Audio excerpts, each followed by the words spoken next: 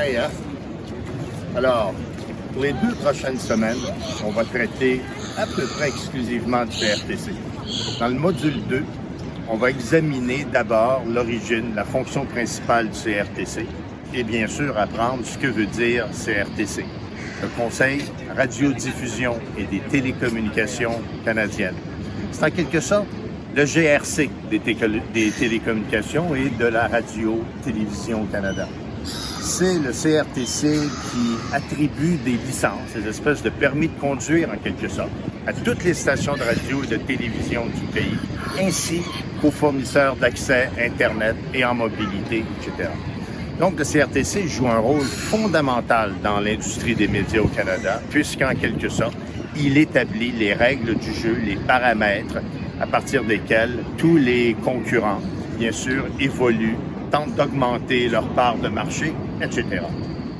Il y a 2 éléments essentiels sur lesquels on va s'attarder au cours des 9 prochains modules et on va un peu mettre la table de cette semaine.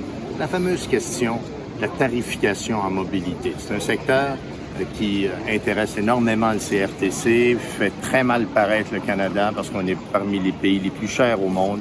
Donc le CRTC est un peu coincé entre l'arbre et l'écorce, doit répondre à certaines attentes, certaines promesses du gouvernement pour tenter de trouver une solution à ces factures qui sont sensiblement élevées pour les usagers canadiens. Un autre facteur qui est extrêmement important pour le CRTC, on l'appelle le CAN-CON, les contenus canadiens.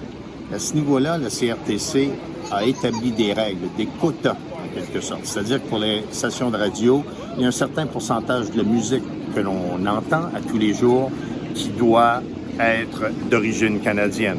Il y a des standards, des critères pour déterminer ce qu'est une musique canadienne. Vous allez voir, on a de beaux exemples là-dessus. Même chose en télévision. Un pourcentage X, et on le verra, des émissions présentées à la télévision en heure de grande écoute doit être d'origine canadienne avec des acteurs, des scripts, etc.